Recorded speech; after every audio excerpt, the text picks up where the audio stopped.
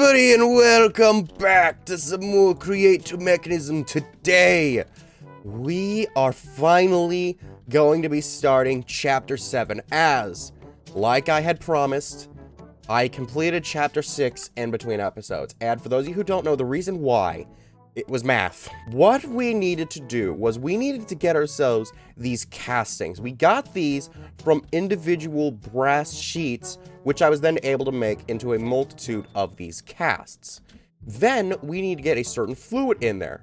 That was this liquefied logic, which we got from melting down our last mechanism, which then goes in and then melts, or not melts, it casts into these things to get us a multitude of equation numbers.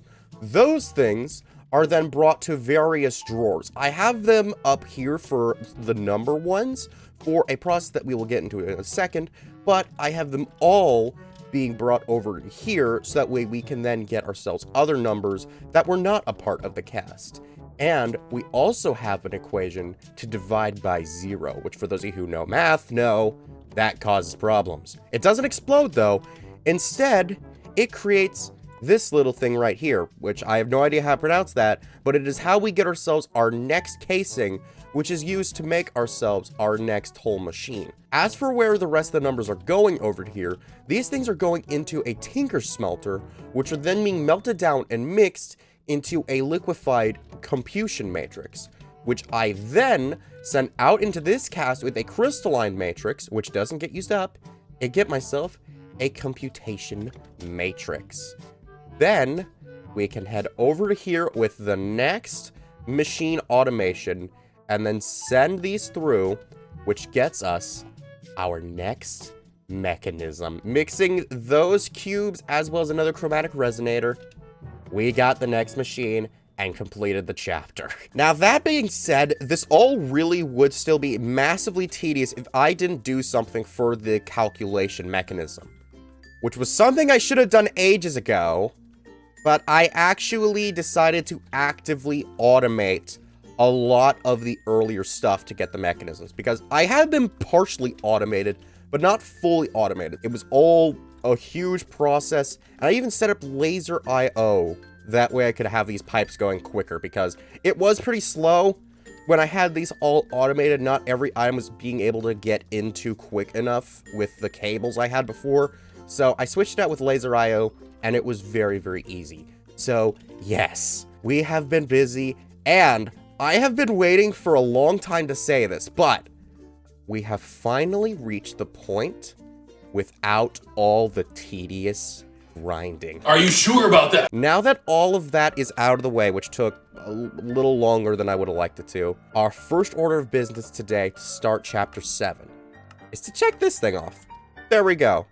And as some of you might notice, we're starting to get into the big machines because we have ourselves industrial foregoing. One of my favorite tech mods.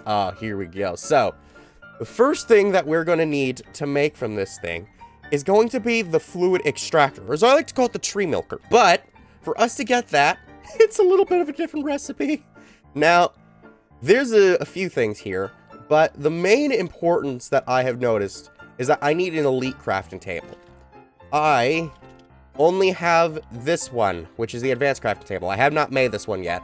And in fact, I haven't even made the second one yet, as for me to be able to get the elite crafting table, I need to use an advanced one on the advanced one. It's a pain. But once it's out of the way, it's all very easy to get. But I'm pretty sure, yeah, the whole moving stuff into place just really doesn't work. Oh, wait. No, it does work. I just don't have enough of the diamond blocks. There we go. Now, we got ourselves our elite crafting table. There we go. So now we should be able to just check that thing off the list. There we go. So now, I probably should make this one into it while I'm here. I'm not gonna do that. Ooh, wait. I am going to need to take this thing away later. Actually, I'll probably just make another one of these, because later on, I am going to need to make myself something called a flux crafter, which is made from these things. But at the same time, these guys aren't difficult to get, especially now that I've got all the mechanisms properly automated. So, yeah, no, I can just go ahead and leave this thing for right now. Okay, so now we got ourselves our elite crafting table. The next thing that we're going to need is going to be to get ourselves our fluid extractor and our latex processing unit, both of which share a very similar recipe. We're just going to need 4 double compressed gold blocks and double compressed cobblestone. Oh, that is a lot. I thought these were the... Oh, huh. Hang on. That's actually going to be a bit more expensive than I thought. I mean, I can get it. That's just going to take a while to craft. Okay, it took a little bit, but I should have everything I need now. So we can go ahead and combine all of that. Oh my gosh, that took so much stuff. But here we go. We got our tree milker. So, now with this, what we need to do, we need to go ahead and get ourselves some logs. Any log will actually do, but I have actually found in the past that, as it turns out, acacia gives the most tree milk. So, what I'm going to want to do is I'm going to want to go ahead and then add this one to the EMC table. That way I can get more of this down the line, and I can just go ahead and plop this pretty much anywhere. I mean, as long as I get power into it, it should be fine. Okay, turns out it'll face the direction I'm facing, so that's fine. So, there we go. Now that's ready. So then we can go ahead and plop this down here. And it looks like the power isn't getting into it, so that hopper doesn't help. So, I should have more cables in here, but I don't have more cables.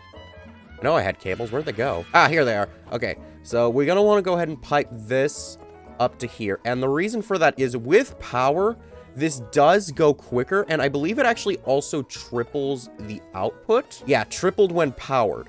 So what was once getting me 4 millibuckets, which normally you only get 2, I'm now getting triple of 4. I'm not good at math, but it's more than that. Now, what I'm going to need to do is I'm going to need to get myself a fluid drawer as well as an extraction upgrade so that way I can start taking out the latex. A little longer than a few minutes later. Alrighty, I got the drawer set up and it's already full of all of the latex we should need for the moment. Also, turns out I don't actually need to input a extraction thing up here to pull from here because this stuff had the menu in it. I forgot about that. And when I remembered, I was like, oh, that's a good. That means I can shave on stuff and not waste time. Even though it wouldn't have mattered because I needed 2 buckets of latex and I easily could have gotten the thing within this time frame. So I guess I did waste time. But either way, now we should have everything we're going to need to go ahead and make ourselves our latex processing unit. Or as I called it on my clipboard, my tree milk condenser. So, there we go. I also forgot to check those off, but there we go. So now with my tree milk condenser, we can go ahead and then start condensing our tree milk. Alrighty, I got a sink, so now I should be able to just put that one up top and then just pull from that top. And there we go. Now these are going to start combining together and giving us our tree cheese, I guess. Okay, it's condensed tree milk, but you know, it's like solidified, so it's tree cheese. It's trees. Wait, that's just the same word. Well, that sucks. You know, you think I should realize that, but alas, I'm dumb. So, either way, now we've got ourselves our tree cheese right here, or our dry rubber, which we now can go ahead and take in here. And this is gonna go ahead and get us our next thing, which is our plastic, or as I like to call it, plastic. I ran out of tree cheese puns with this. I don't know what you get when you, like, cook cheese. Like, what do you get from that? Melted? It's not melted. It's solid. I mean, maybe it's melted. It's burning my hands. Ouch, ouchie, ouch. I don't like that in my hands, but I need it in my hands, so I need to get everything, so I'm gonna have to deal with the pain of not knowing what this is other than plastic. My bit fell apart, but here we go. We smelted the tree milk. There we go. So now, with our plastic, this is the first ingredient in our next mechanism. And it's actually the first 2 ingredients, so that works out. So we've already got that one all done and dusted. But this is where this is gonna get fun, because the other ingredient for this is gonna be this thing called the, I don't even know how to pronounce that. I'm just gonna call it the calculator. For me to get that though, I need to make this in the Flux Crafter. Hence, what I was talking about earlier about me needing to make this thing. But for me to make it, we need to use up some ender crafters. But again, those guys aren't that difficult to get, so it shouldn't be a problem. Two things of note, though. A, unlike the ender crafter, this one's resonators aren't actually going to qualify as a source of power on their own. I am going to need to pump power into this. The bigger thing is, for me to get this, I'm going to need the orb. Now, the orb really isn't that difficult to get. It's just a combination of copper and also our dialage casing. But I didn't say copper machine, but I just said copper, so, you know, you need the whole thing. But here we go. Now we have ourselves the orb. But you might be thinking, Cookie, this is not an orb. That's like a pedestal at most. But oh no, I tell you, friends, it is an orb. You just need to place it down for you to see its majesty. Next up, what we gotta do is hope that this will work. It doesn't. I was hoping I could pump the energy cables into this, but alas, we cannot, which means we need the energizing rod. Small problem, though. The energizing rod, funnily enough, takes end rod. I haven't been to the end. There might be a way for me to get the end rods, but if I have to go to the end, this is a problem. So we need popped chorus fruit. Means we need chorus fruit. Okay, wait, there's a seed. Crap. That takes end stone. Okay, is there a way for me to get end stone? If I could get an end... Okay, that's not gonna work. Oh! Hold it. That'll work. All we gotta do is just take some lava, throw it into a stone barrel, and then right-click it with glowstone, and... Huh! There we go. We got ourselves end stone. Well, since that one wasn't much of a problem, we all know the drill. I need to get this crushed so that way I can start sieving it. So that should be fine. So once I go ahead and have everything I'm gonna need, I'm already gonna go ahead and set this thing up because the energizing rod, I'll walk you all through that. But I'm also gonna need to go ahead and get myself more of these guys because I really don't want to use the one from over there. So I'm gonna go ahead and get that all set up, and then I'll show you all what's going on. 20 minutes later. Alrighty, I got the energizing rod. Turns out, with each chorus fruit, I actually would get 4 end rods, and I managed to get 2, so I just made 8 of these energizing rods. So that should be good, and the reason why we need these is because these energizing rods will hook up to cables and then wirelessly connect to the energizing orb. So now, there it is. Look at that. It is pumping the energy all into here. And I actually, probably a good idea to do this, decided to upgrade my magmator to the inductive level. Because before I just had it at the basic copper one. But, there we go. Now we have ourselves our flux crafter. Oh my goodness. Okay, so then after that, we just need to do this process the same amount, just a few more times, and it all takes 300,000 FE. So now that we've got this thing all ready, these things do have power that they can take in. So I'm guessing this won't work, but I gotta at least try. So what we now need to do is we need to go ahead and combine an ME-FE cell housing and our 3 components right here, which is going to be hyper-specific, it looks like. And that gets us our broken calculator. And the FE cell housing just took some zinc, redstone, and quartz glass, which just took some crushed Surs quartz and all that. Probably could use normal quartz, but that's fine. So then after this, we do just need to go ahead and throw this into here. If this is powered, it should start working. Does look like that is, yeah. I think, yeah, we cannot do this here. We need to move this to a power source or get a power source over here. Much later. All right, so I decided to actually do something. I hooked up these things here called ender gates, which are a way to wirelessly transmit power. And I need an energy cell to start absorbing energy, and then those things are like a connection to it. I literally just learned how to use these things. I've seen them used for a while, but I've never actually tried to figure them out for myself. I always stuck with flux networks. And flux networks are a bit gated, let's say. But fortunately, there are still these guys from the Power mod. So I went and learned how to do this. So here we go. Now we've got energy transferring all the way over here. And now we've got our calculator being processed. Okay. Now this did take a lot of power out of all these things, so I had to upgrade all my cables, and I have this thing all hooked up to an inductive level. I upgraded my magmator so that way it's making more now, and I had to change out my heat source for a red matter block, which is apparently the best one for something so cheap.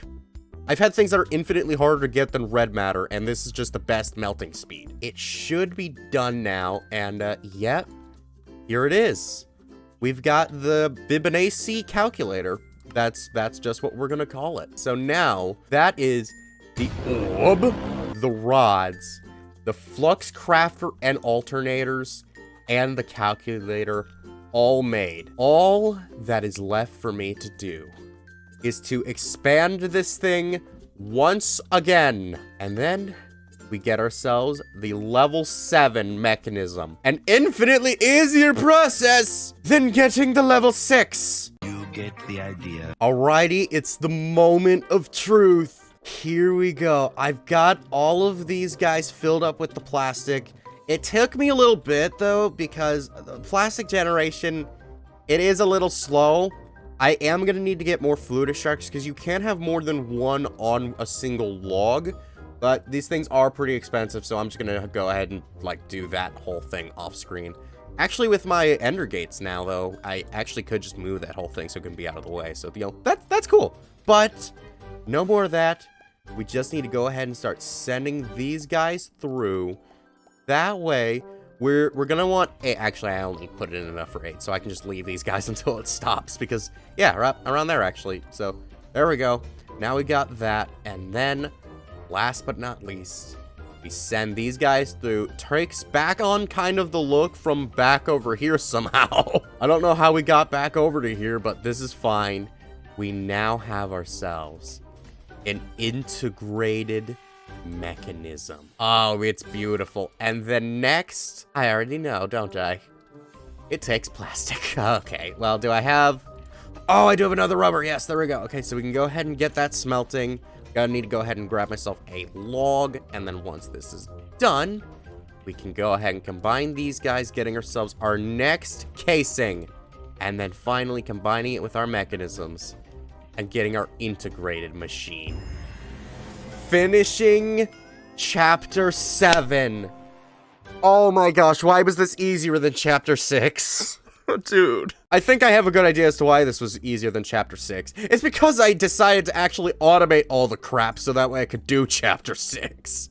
I should have automated the crap ages ago. Literally, I went into this knowing that this was going to be a mod pack about automation, and I needed to get things automated. And I decided to semi-automate. I can't do that. I can't semi-automate without purpose. Like, these guys, these are gonna have to stay semi-automated because, like, this one does involve the furnace. And this will only be able to extract from the bottom, and there's no way for me to automate doing that. So this one is kind of blocked behind that. So, you know, from here on, it is only gonna be semi-automated. At least in terms of those. Like, I could do plastic and possibly the calculators. I could do that. I don't know why I didn't do this sooner. Yes, I do, actually. I'm lazy. I know exactly why I didn't do this. So, do you like this video? Good.